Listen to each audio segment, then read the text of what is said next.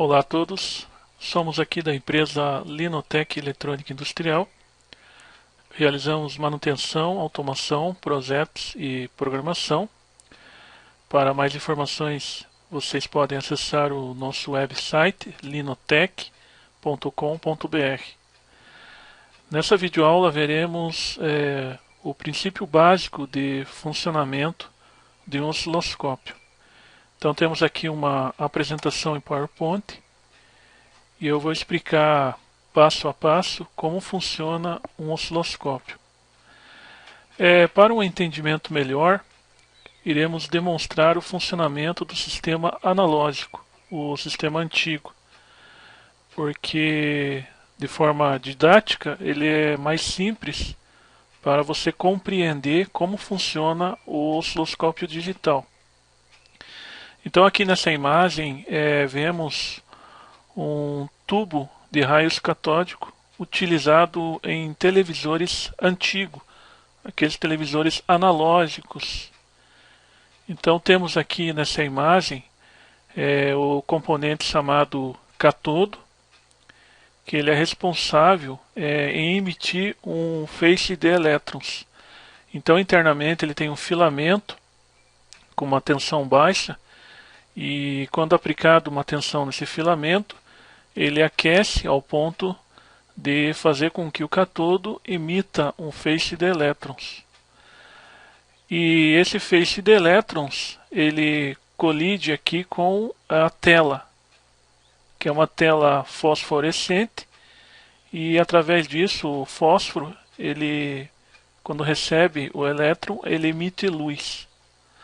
Também temos aqui as bobinas de fricção, que são utilizadas para fazer a movimentação do feixe. No caso dos aparelhos de televisão, esse sistema por bobina pode ser utilizado porque a frequência de varredura horizontal e vertical elas são fixas. No osciloscópio não tem como utilizar este tipo de tecnologia. Então, eles usam um tubo de raio catódico como esse, mas, no entanto, eles utilizam placas defletoras, por causa que a frequência ela varia. Então, seria impossível você calcular aí uma bobina, porque ela sempre está variando a frequência. Aqui temos um exemplo de um cinescópio colorido. Então a tela dele possui as cores do RGB, né, que é o verde, vermelho e azul. E conforme aqui vocês estão verificando, ele possui três feixes de luz, três feixes de elétron, que são responsáveis em gerar a imagem colorida. No sistema do osciloscópio analógico antigo, ele utiliza apenas um feixe e geralmente o fósforo da tela é aquele de cor verde.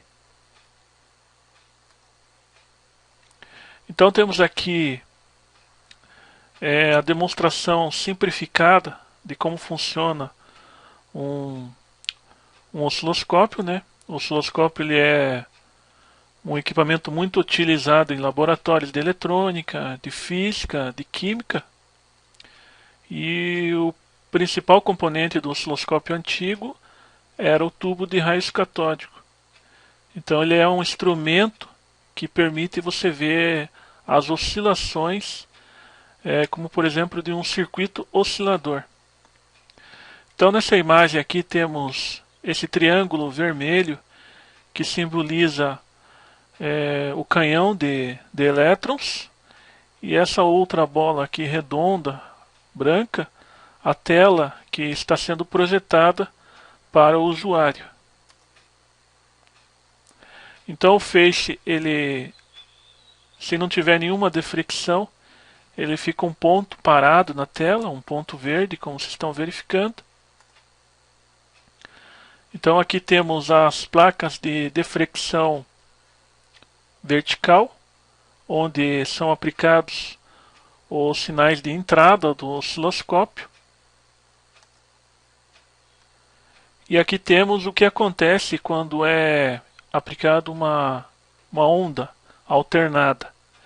Então, como vocês estão vendo, de acordo com a amplitude da onda, no ciclo positivo, ela faz com que a placa de deflexão superior movimente o feixe, gerando uma imagem na tela de uma linha subindo. Quando a onda muda o seu sentido, então ele muda também a placa de deflexão, sendo a placa inferior. Então os elétrons eles são atraídos pela tensão positiva da placa e com isso faz a movimentação de um feixe luminoso na tela para o sentido para baixo. Também temos as placas de deflexão horizontal, que são responsáveis na varredura horizontal do osciloscópio. Então, mais para frente vocês vão verificar que o osciloscópio ele tem um oscilador e um botão que permite o usuário alterar a frequência de varredura. E essas são as duas placas utilizadas. Então, para isso, é feito um sincronismo com a onda e você consegue visualizar de que forma que a onda está sendo projetada na tela. Então, ele faz essa movimentação positiva para o lado direito ou negativa para o lado esquerdo. Então, através da amplitude do sinal, o resultado ficaria esse. A movimentação do feixe sincronizado com a onda de entrada no osciloscópio. Mas o osciloscópio ele tem um circuito bem complexo, né? Como vocês estão verificando aqui no diagramas em bloco, ele tem um amplificador vertical, tem uma fonte de alta tensão responsável por atrair os elétrons no tubo. Também tem uma fonte de baixa tensão para alimentar os circuitos analógicos, tem um circuito disparador para fazer o sincronismo, tem um gerador de base de tempo, tem um amplificador horizontal. Só que o objetivo aqui é dar uma explicação do funcionamento básico para que o usuário entenda o que ele está mudando no osciloscópio quando ele está, por exemplo, atenuando ou aumentando a amplitude de entrada vertical de um dos canais do osciloscópio. Então aqui é uma foto do osciloscópio antigo, né, do sistema analógico. Então vocês podem ver que ele é bastante pesado e a profundidade dele é bem maior, né, devido ao tamanho do tubo. E temos diversas placas eletrônicas. Então, antigamente, a maioria dos laboratórios utilizava esta tecnologia. O motivo dele ser projetado para trás é devido ao tamanho do cinescópio. Como não utiliza bobinas, então ele tem que ter espaço suficiente para que tenha as placas defletora. Mas agora a maioria do pessoal não está mais utilizando esse sistema. Então tem muito aí osciloscópio que já não tem peça mais para vender, não compensa utilizar. E também é um osciloscópio que não tem uma precisão muito boa, depende de muita manutenção e calibração. Então esse é só o sistema antigo que eu apenas utilizei aqui para poder explicar o princípio de funcionamento. Agora vamos para o princípio de funcionamento do sistema digital, que é o atual, né, como vocês estão vendo aqui na tela. E temos aqui o funcionamento em blocos do sistema digital. Então temos aqui uma fonte responsável em alimentar os circuitos. Temos entradas analógicas, conversor analógico para digital. Temos aqui um FPGA, que a maioria hoje em dia estão usando, os projetistas estão usando, que facilita o layout da placa. Então ele é um Ele é um conjunto de portas que você consegue unir barramento de display, barramento de processador, barramento do controle. Então ele é um recurso muito utilizado pelos atuais projetistas para facilitar no momento de fazer o projeto. Também temos aqui o display de LCD, que foi o que substituiu o tubo de raios catódico. Todo mundo já conhece o que é um LCD. Temos o processador ou microcontrolador, que roda o programa do fabricante, responsável em gerar as imagens no LCD. E temos a entrada USB, que é a grande novidade dos osciloscópios digitais, que permite armazenar as imagens e os dados que foram lidos. Também permite conectar com o computador através do software do fabricante e também fazer atualizações recomendadas pelo fabricante. Então a primeira etapa aqui seria a fonte de 5 volts e 12 volts. Então temos uma fonte que geralmente entra entre 100, é uma fonte bivolts, ela entra entre 100 até 240 volts e ela é responsável em alimentar todo o circuito do osciloscópio.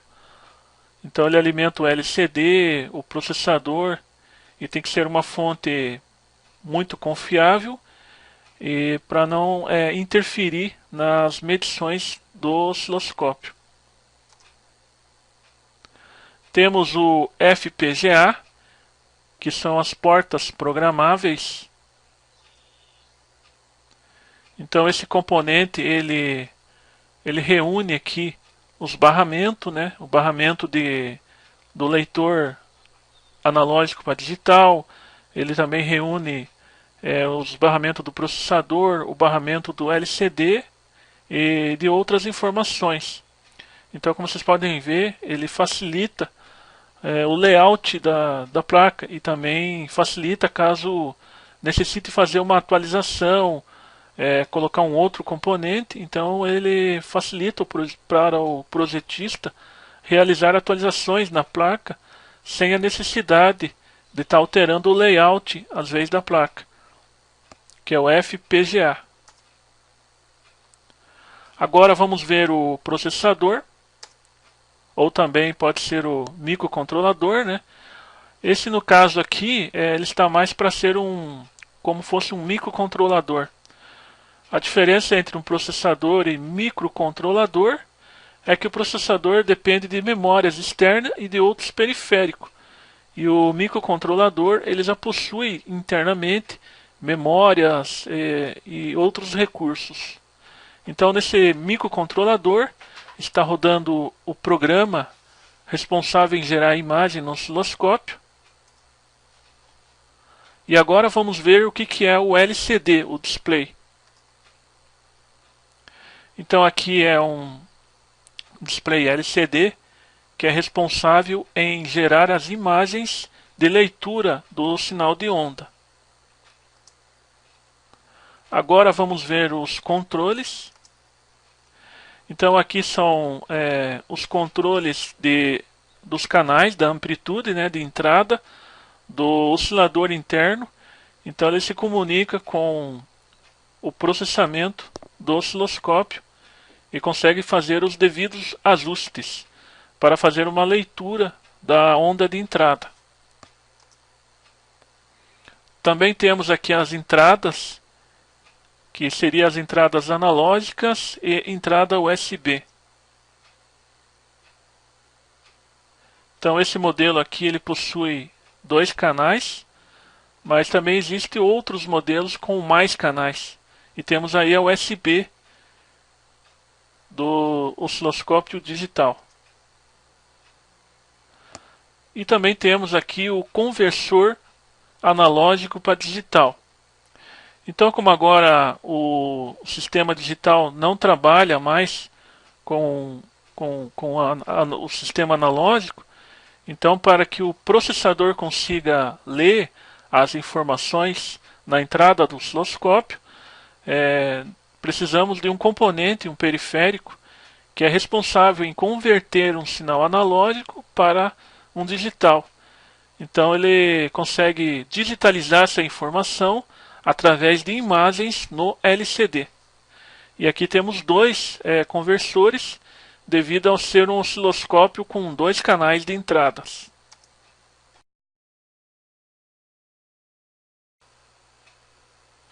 Para maiores informações, você pode acessar nosso website osciloscopio.linotech.com.br.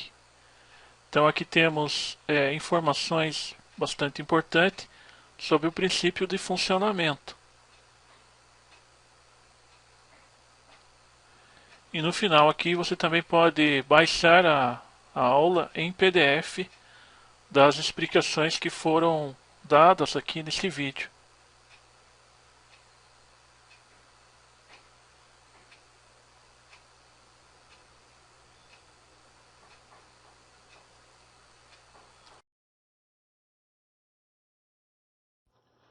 Na próxima videoaula, veremos na prática como funciona o osciloscópio e todos os recursos. Muito obrigado a todos, até mais.